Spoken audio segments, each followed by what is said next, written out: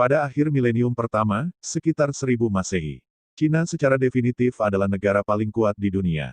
Lebih dari sepertiga dunia hidup di dalam perbatasannya, teknologinya adalah yang paling maju, dan ekonominya menyumbang 50% dari PDB dunia.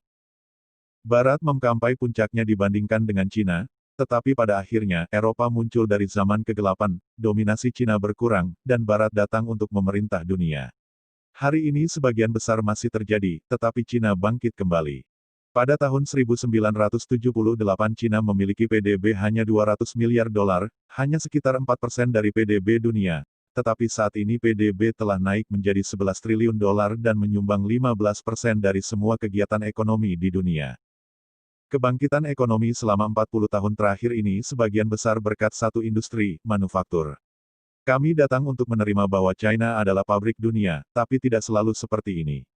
Pada awal abad ke-20 barang seringkali baru saja diproduksi tepat di dekat tempat mereka dijual. Amerika membuat barang-barang Amerika, Eropa membuat barang-barang Eropa.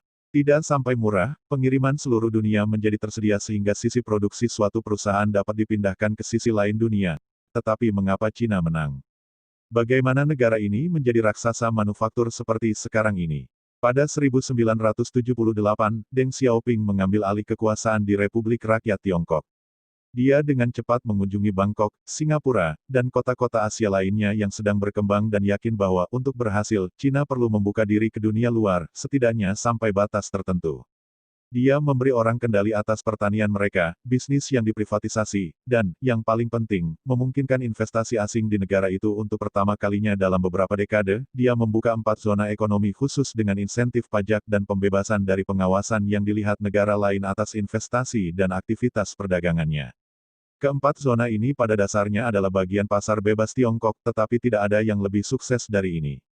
Shenzhen di Provinsi Guangdong sebelum ditetapkan sebagai zona ekonomi khusus pada tahun 1980.